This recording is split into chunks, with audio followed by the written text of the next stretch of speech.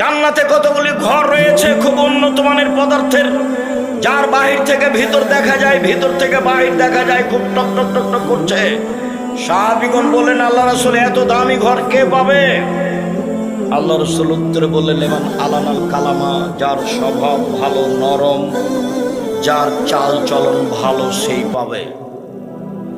ভালো চাল চলন দিয়ে সবচেয়ে দামি জান্নাত পাওয়া যাবে। ভালো চাল চলন দিয়ে একসাথে দুই নেকি হয়।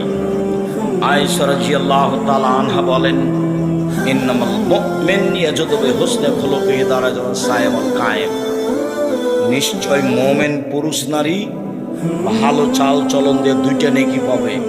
এক, নিয়মিত তাহাজ্জুদ পড়লে যে নেকি হয়। দুই, নিয়মিত সিয়াম রোজা থাকলে যে নেকি হয়। তাহাজ্জুদ আর রোজা, সিয়াম, এই দুটার সমন্বয়ে যত নেকি, ভালো চাল চলনের তত নেকি।